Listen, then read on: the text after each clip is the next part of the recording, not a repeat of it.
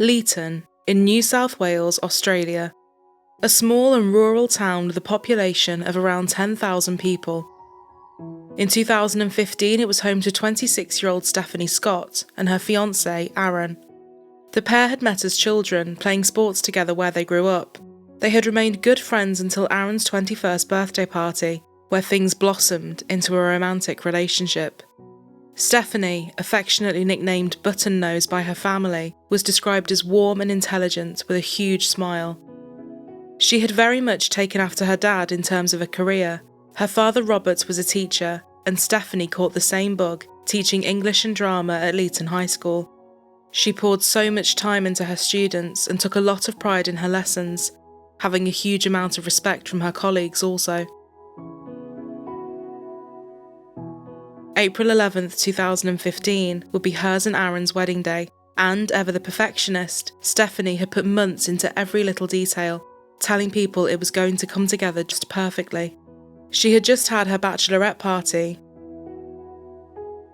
The honeymoon in Tahiti was booked, and the only thing left to do for now was for the couple to perfect their first dance, which they were taking many lessons in preparation for.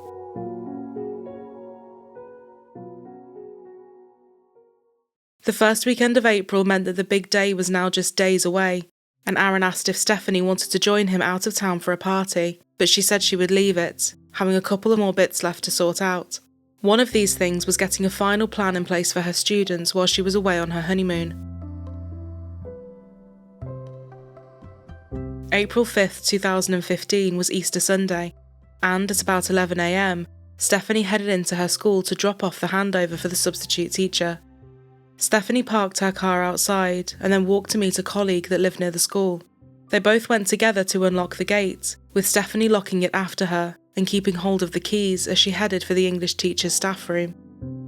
Whilst there, she sent an email to a bus company confirming the transport for her guests to get to the wedding, and after this, she carried on working for another couple of hours. Happy everything was finally sorted, she left the admin block, keys in her bag, heading for the gates. Aaron knew she was going to be away for a few hours, of course, but as the sun started to set and there was still no word from her, something felt wrong.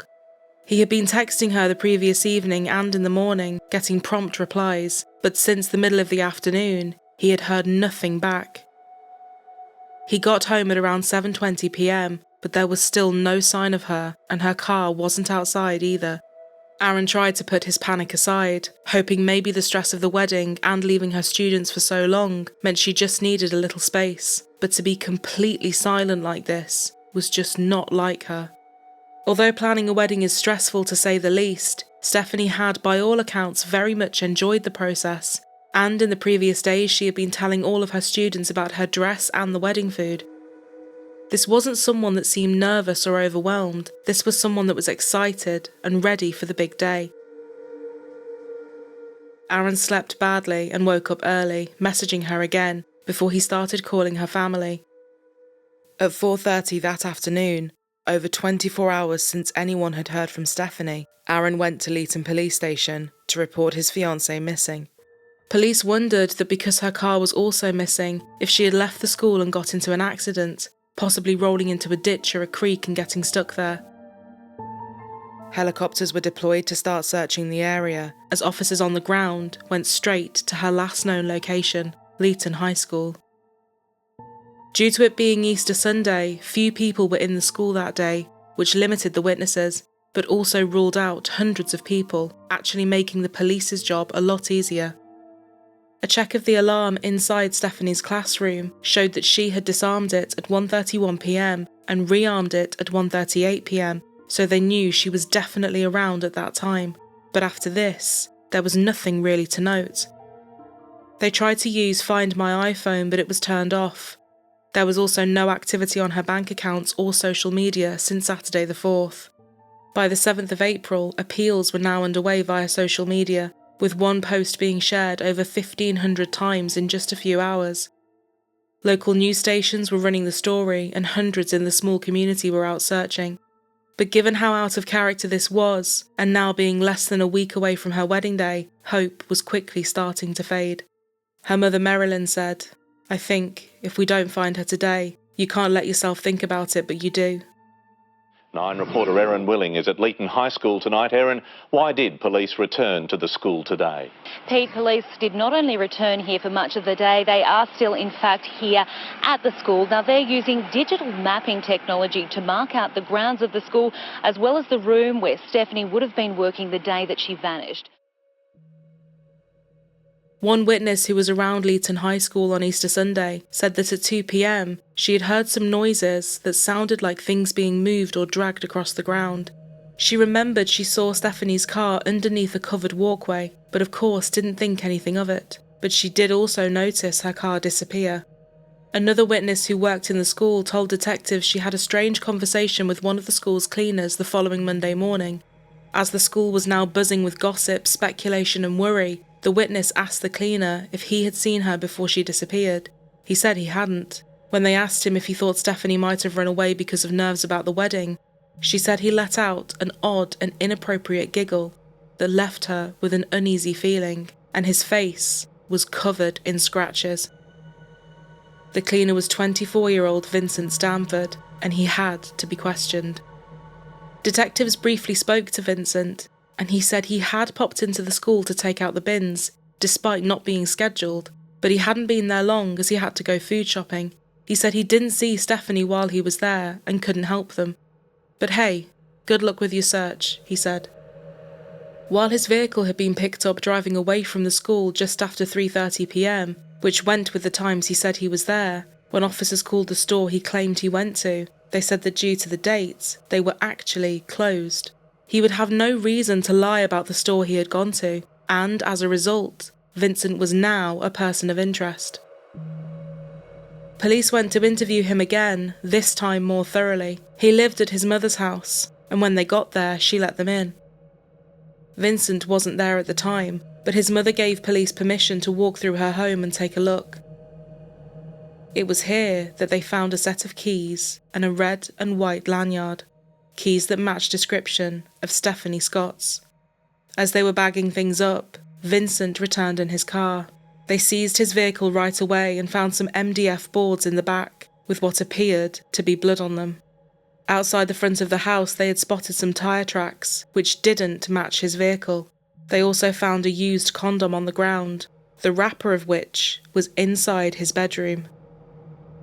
They asked him where he had been that day, and he told them he was out taking photographs, pointing to the camera on his front passenger seat. Detectives asked if they could look at it, and he shrugged and said, sure. Alarmingly, when they turned it on, the first images they found were of a burnt female corpse, lying in a wooded area. He told them they were just from a film, and that he had taken them because he thought they were funny. But police knew what they were looking at was the body of Stephanie. Vincent Stanford was placed under arrest in connection with the disappearance and now likely murder of Stephanie Scott. Police last night arrested her co-worker, 24-year-old Vincent Stanford, a high school cleaner. I reckon I was just horrified when I heard the news, couldn't quite comprehend it for a while. Police found Ms Scott's car dumped in a paddock about 8.5 kilometres from where she was last seen, but they're yet to find her body. It's tragic for the family, it's tragic for the people of Leeton, it's tragic for the people of New South Wales and society in general. She'd understand everything. If you had problems at home, had problems anywhere, you could just speak to her about it. She was amazing. Just want to thank her heaps for everything she's done for us, and we're still praying for her. She was just such a lovely, vibrant person that fitted in with everyone and everything. And she was well loved by the teachers, the students and everyone that virtually met her. Family and friends who'd travelled from overseas for a wedding now face the devastating task of arranging a funeral. Vincent's phone and laptop were full of pictures of underage girls, both from inside Leeton High School and off the internet, in various sexual and shockingly graphic situations, including bestiality. There were also photos of women he had clearly been following around town without them knowing. A very sinister picture and pattern of behaviour was being painted, and despite them not yet finding her body, on April 9th, Vincent Stanford was charged with the murder of Stephanie. They continued trying to pinpoint the area the photos of the body might have been taken. On April 10th, 2015, 5 days after she had last been seen, another witness walked into the police station to say that he had seen a vehicle driving near a canal just before 4 p.m. on Easter Sunday. He said a man had got out and thrown what looked like a laptop into the water before speeding off. It didn't take police long to recover the laptop, and it was confirmed to be Stephanie's. Police divers have joined the search for the body of murdered bride-to-be Stephanie Scott in the New South Wales Riverina. Nine's Natalia Cooper is in Leeton this morning in a touching scene behind you there, Natalia. And what's the latest on the investigation? The search has resumed for the body of 26-year-old school teacher Stephanie Scott. Police are searching fields and a vineyard near where the young teacher's red Mazda was found earlier this week. Police divers are also searching a canal in that area, and it's believed they have retrieved a laptop from the canal. Now, you mentioned the shrine that is growing behind me. It's been visited by so many people throughout the morning, and so many emotions have been seen here. People are absolutely devastated, whether they knew her personally or they didn't know her at all. This tragedy has really affected everyone in this town. We know that her family and her fiancé were here last night. They lit candles, they read some of the tributes, and they were clearly distraught and comforting each other. One more piece of information I have for you is that police are desperate to find anyone who saw this white ute believed to belong to Vincent Stanford, the man who is accused of murdering Stephanie Scott. They need to contact police urgently. Brett? Natalia Cooper in Leeton, thank you. Following this, the search for her would finally come to a devastating end. 60 miles from Leeton High School, and just a day before what should have been her wedding day, Stephanie Scott's burned body was found. She was in a patch of woodland in the Kokopara National Park. She had been hit over the head 40 times, and the cause of death was blunt force trauma. She had also been stabbed in the neck before being dumped and set on fire. These confirmed that the photos on Vincent's phone were most definitely of Stephanie. Vincent then contacted the police voluntarily and asked to talk to them. At this point, being sat in a cell, he had no idea that Stephanie's body had been found. He sat down and told them everything, including where they could find Stephanie. Where was she when you first saw her? She was in the staff room upstairs for the English drama math teacher. Okay. What was she doing? She was working on a computer. Was the staff room door open and closed or? Open. Where were you at that time then? I was working. I had our pressure cleaner out to clean the garbage bins. We put some of the garbage bins upstairs. That's when I saw her. In class, in the staff room? Yes. Did you say anything to her at that time? No.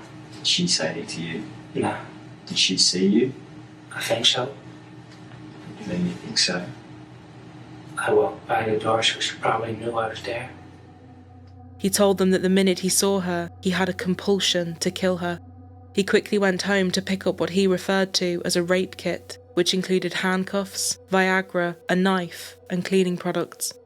On the way, he Googled bride rape and bride raped with wedding gown, as well as making searches for necrophilia. He returned just as Stephanie was packing up to leave. As she walked out, she went past Vincent, caught his eye and smiled at him, saying, "I'm going, have a happy Easter." Vincent suddenly grabbed her and pulled her back into a storage room. Yeah, we spoke to you on Wednesday on the 8th. Yes. And we spoke to you about some scratches that I can still see on your face. Yes. Can you tell me where you got those scratches from? Several of them are from Stephanie Scott. And how did she do that? With her fingernails. And when did she do that? When I tried to kill her. When I killed her. When you killed her? Yes. Okay, so you say that you've... Can you just tell me exactly what happened when she walked... When you first... You said you were waiting for her to come out, were you? You were waiting for her to finish her work? Yes. Okay. What exactly happened then? When she finished her work, what did you do? I picked her up from behind with my right hand over her mouth and my left hand around her middle. I dragged her into the store. I closed the door behind us, chucked her on the floor, and I beat her to death. You say with your fists? Yes. Did you use any other weapon? I did use a knife as well. You say you got a feeling that you had to do it. What feeling? Can you describe that to me upon seeing her? What feeling came over you? Like, what did you feel? It's that I had to kill her. I've had a lot of violent thoughts, but I've never acted on them. Okay. So when you say you had a lot of violent thoughts, can you describe to me what those thoughts have been? Killing various people I've met. Yep. Hurting them. That's about it, really. And is there any reason why you wanted to kill these people or hurt these people? No, I think I might have some mental problems, but I've never done anything to me to deserve it. Are you able to tell me why you got angry at Stephanie and why you wanted to kill her? I didn't really feel anger, I just wanted to kill her. Oh, so you didn't feel anger? No. You just wanted to kill her? Emotion. Okay. So you just wanted to kill her? Yes. Can you tell me why you wanted to kill her? No. I think it's just my mental health acting up again. Vincent then recalled that he had felt hungry and drove home for a sandwich and coffee, leaving Stephanie lying on the floor of the storage room.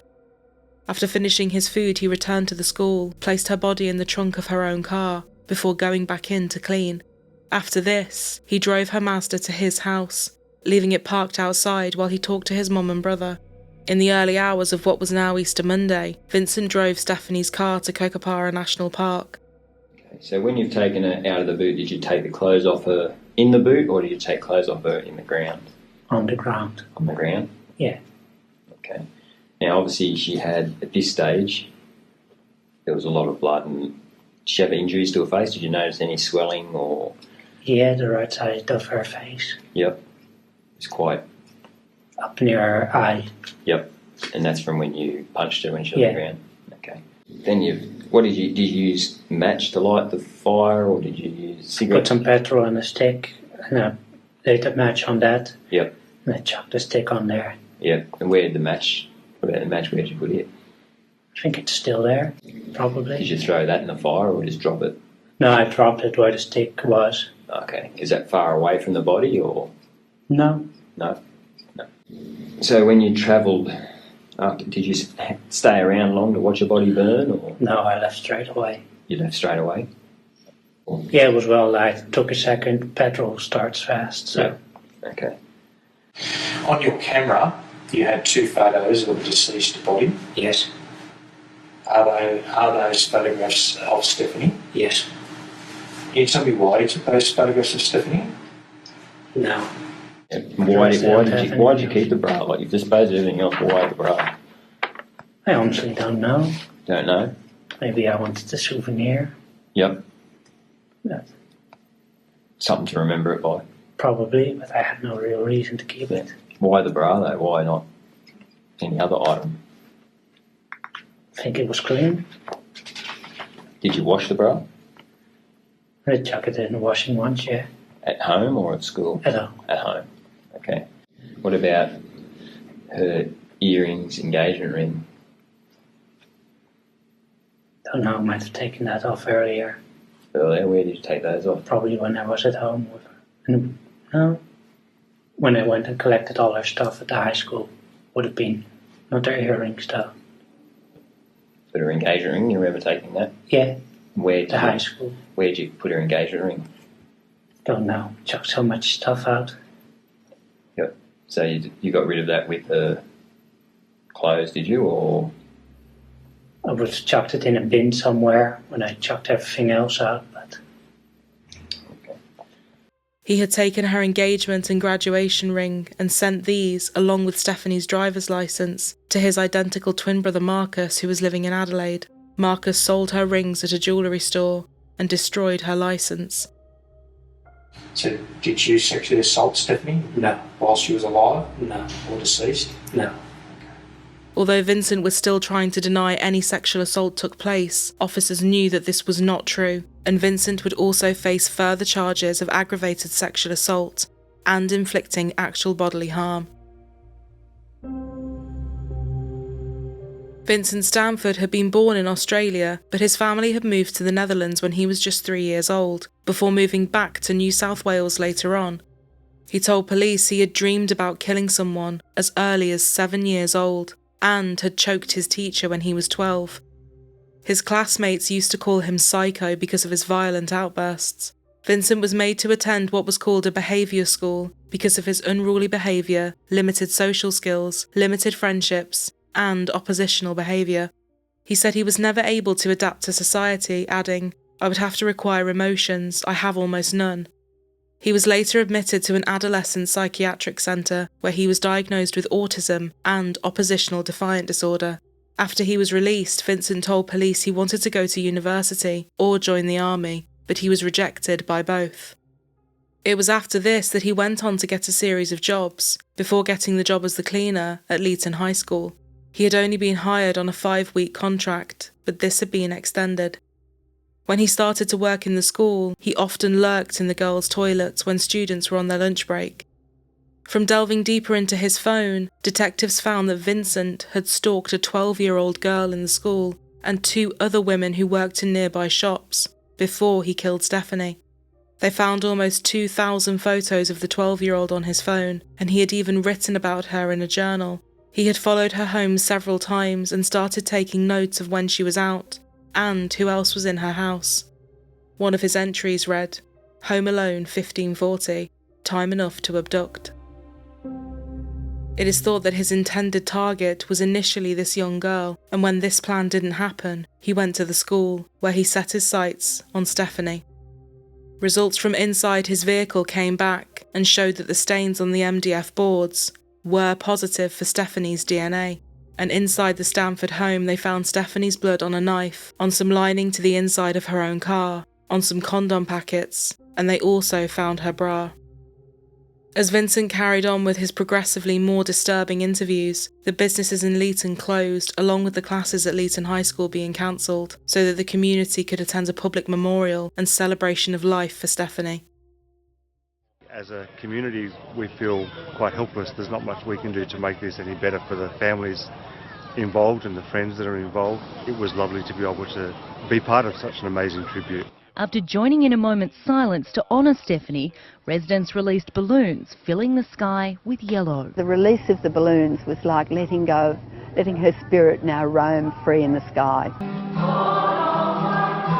We pray for the eternal rest of Stephanie Scott and for the comfort and healing of her family. Everybody wore yellow, her favourite colour, and what should have been hers and Aaron's first dance song, Keith Urban's Making Memories of Us, played as everyone said goodbye. It was a huge turnout of around 1,000 people. And later on, in the picturesque venue that was supposed to host the couple's wedding, Stephanie's funeral would be held. After this, more shock would come for the family when police announced that they had made a second arrest in Stephanie's case. Vincent's twin brother, Marcus. In handcuffs, wearing a Star Wars jumper, Marcus Stanford is led into court. New South Wales detectives waiting for him, with plane tickets at the ready. The 24-year-old was arrested about 7 o'clock this morning at his Forreston home in the Adelaide Hills. Neighbours stunned that the latest chapter in a murder case which shocked the nation played out on their doorstep. It's quite disturbing and quite shocking for our little street, our little community, and it's sad that the case is, I guess, continuing on for the family as well. Marcus Stanford can't be shown because he is Vincent's identical twin. His colleagues at an Adelaide Hills flower farm say he has little to do with them outside work. Was I shocked?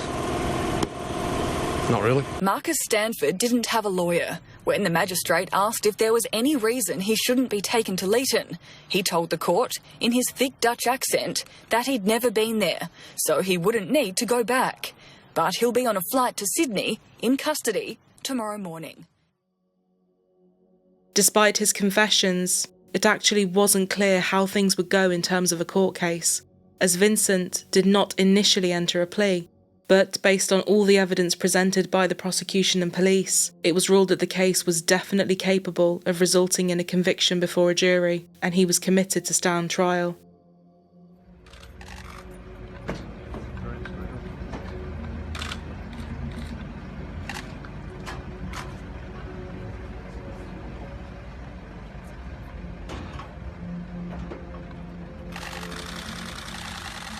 Psychological tests are being carried out by experts, and they revealed that they believed he was absolutely a serial killer in the making.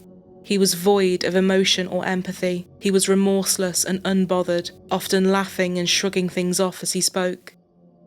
Fortunately for Stephanie's loved ones, they would be spared any such trial.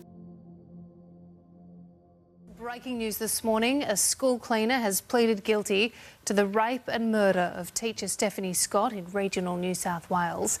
25-year-old Vincent Stanford has appeared in the Supreme Court in Sydney this morning over the 2015 killing. As in July 2016, Vincent Stanford finally pleaded guilty to her rape and murder. While the courts looked into his sentencing, Vincent's twin brother Marcus would also face his own charges.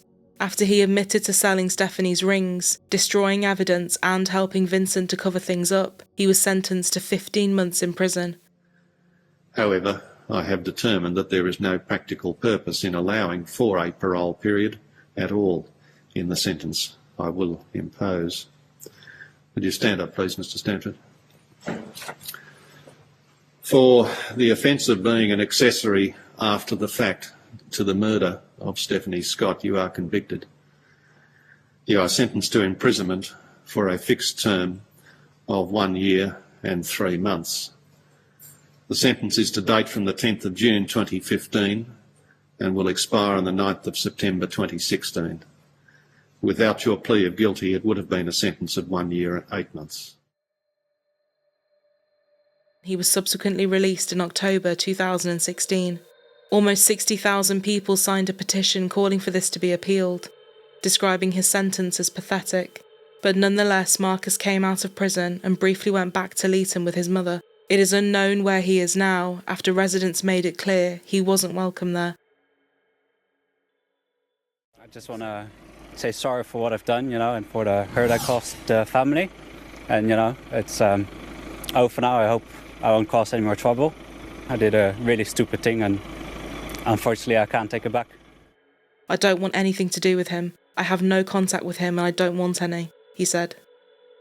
The twins' father, Steve, said he was baffled and horrified by Vincent's crimes.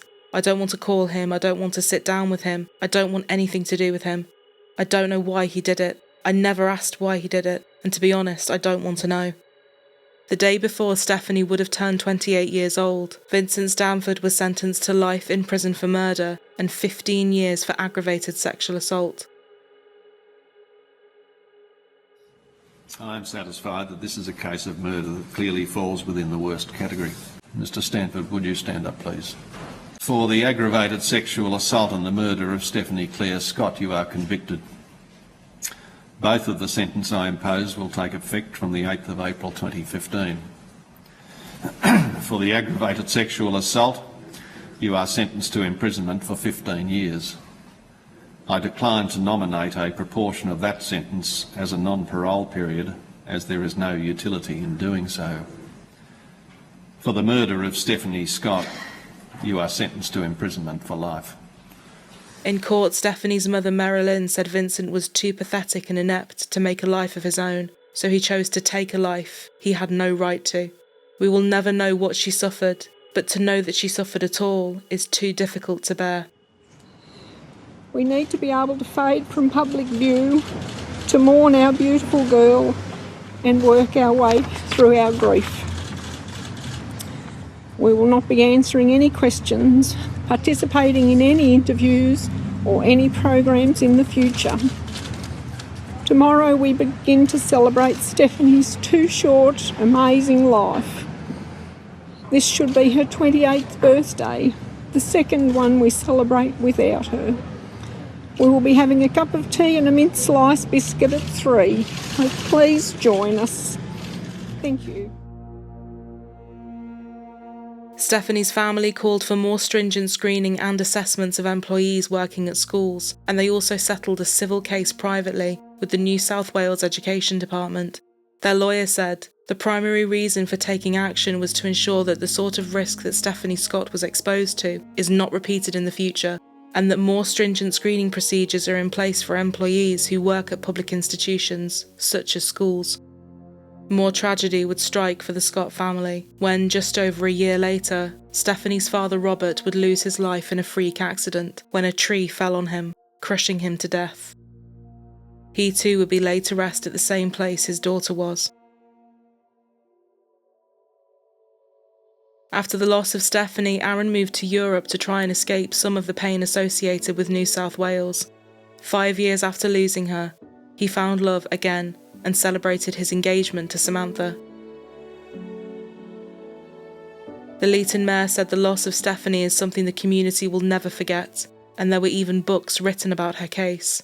I think as time goes by, you tend to try and not think about the event, the horrific nature of what happened. People simply can't believe something of that nature happened here. It is just unheard of, the whole circumstances around it. To think her life ended as it did when it was just starting, the Mayor said. Her family hope that Stephanie is remembered for all of her amazing traits and her passion for teaching, helping and coaching people. They said, Stephanie embodied all that is good about humankind. She made a tangible difference to the lives of so many people. Stephanie would want us to resume our lives. We need to be kind to ourselves and let the music and fun back in.